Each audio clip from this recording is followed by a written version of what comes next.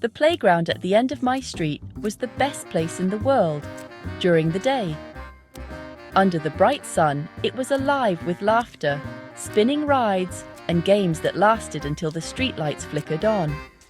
My friends and I raced to the swings, built castles in the sandbox, and chased each other until we were breathless.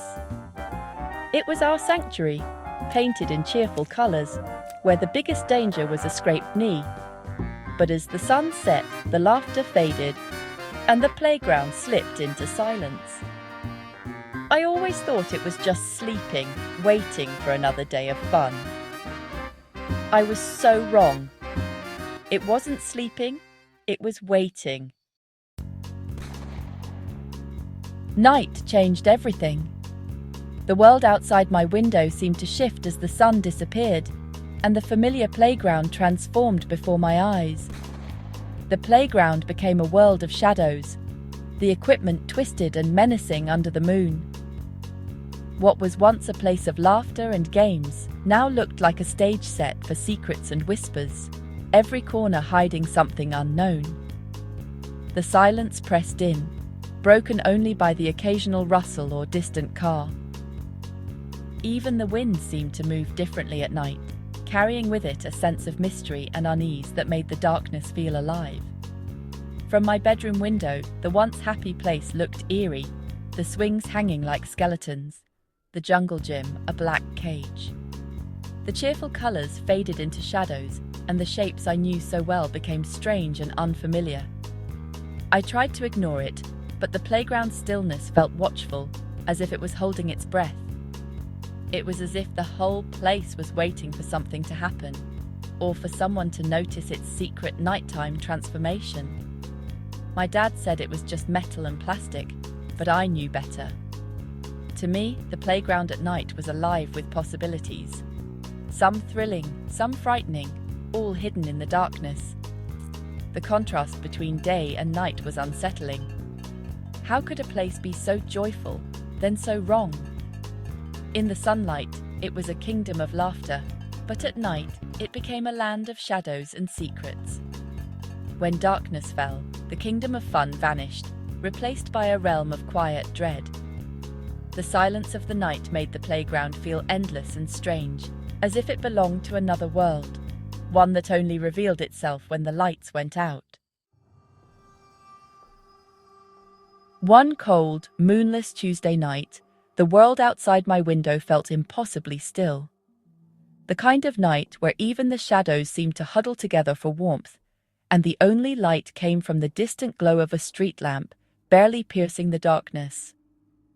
Suddenly, my mom's voice echoed from the doorway, sharp and clear against the hush.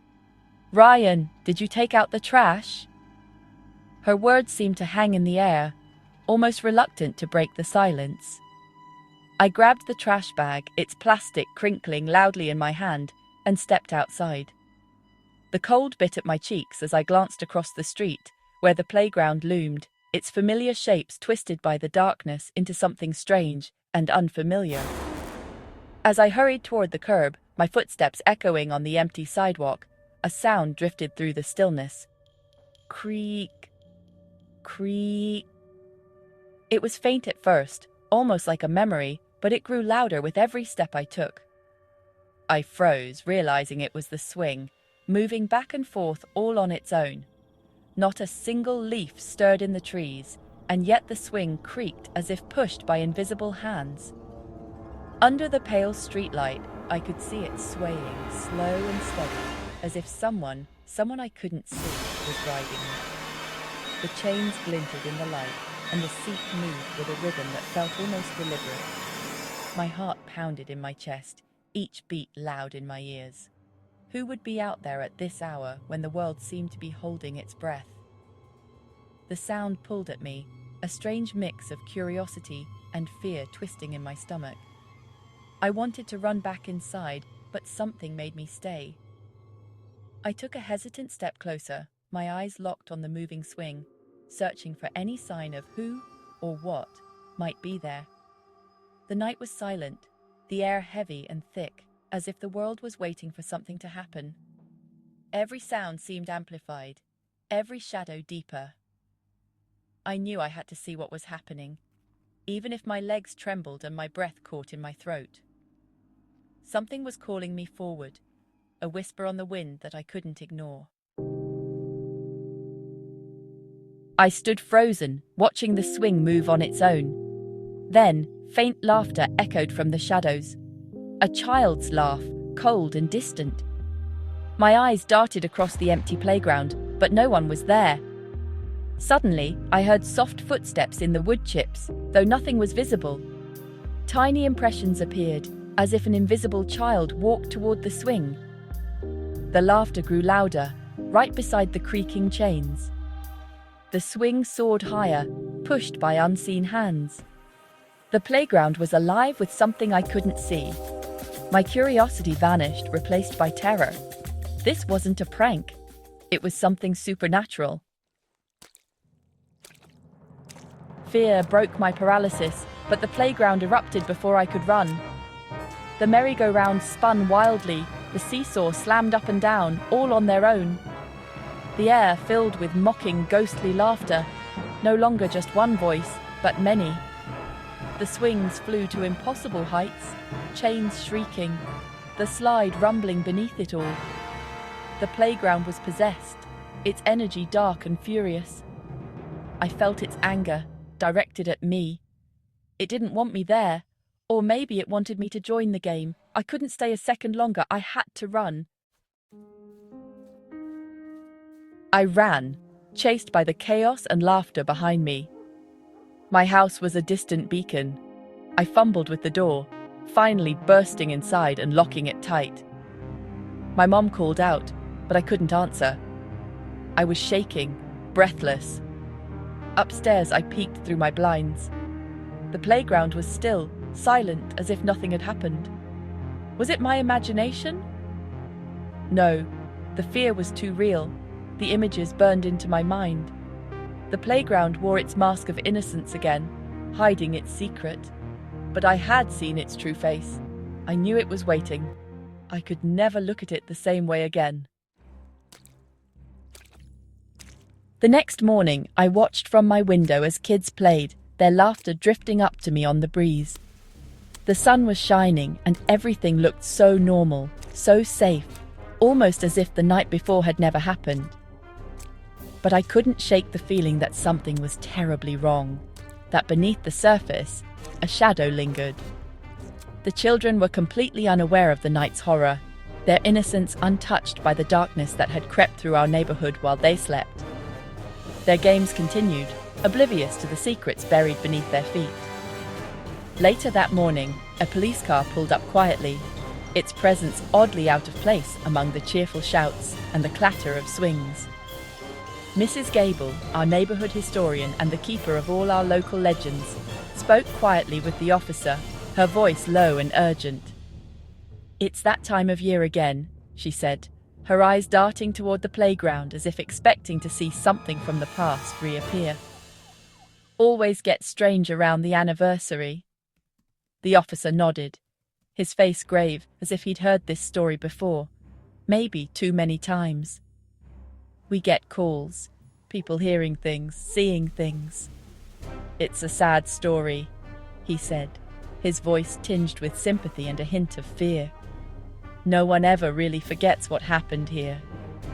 I listened, hidden behind a tree, my heart pounding as I strained to catch every word. I felt like I was eavesdropping on a secret that was never meant for young ears.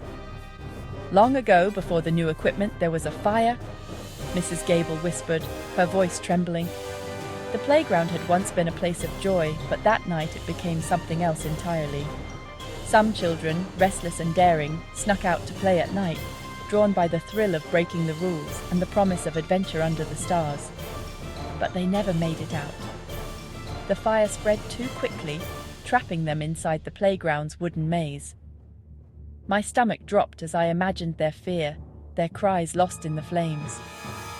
Suddenly, the laughter and the anger I'd heard the night before made sense. It wasn't just echoes of the present. It was the past bleeding through, memories replaying themselves over and over. They rebuilt the playground, the officer said, gesturing to the shiny new equipment that now stood where tragedy once struck. Tried to give the neighborhood a fresh start. But some say the children never left, Mrs. Gable whispered, her words sending a chill down my spine. Their spirits linger, still searching for the game they never finished. They just want to finish their game. The swings creaked in the wind as if moved by invisible hands, and I shivered. The playground wasn't just haunted, it was a memorial to lost innocence and a prison for restless souls. Flowers left at the edge of the sand served as silent reminders of what was lost. The violent energy I felt was a ghostly tantrum, playtime interrupted forever. A cycle of joy and tragedy repeating with every anniversary. The officer left, his car disappearing down the street, but the truth stayed with me, heavy and cold. The playground's secret was darker than I'd ever imagined. I realized then that some stories never end. They just wait for someone new to listen. That night, I couldn't sleep. The officer's words echoed. They just want to finish their game. I understood now. The ghosts were children, trapped in endless play. The playground was their graveyard, their prison. Every creak and rustle made me jump. Then I heard it. Creak. Creak. The swing was moving again. I squeezed my eyes shut, but the sound seeped into my room, a mournful rhythm of unfinished business. I buried my head under my pillow, but then a whisper at my window. A child's voice, cold and close. Will you come out and push me? The game would never end. The playground was waiting, and now it knew I was listening.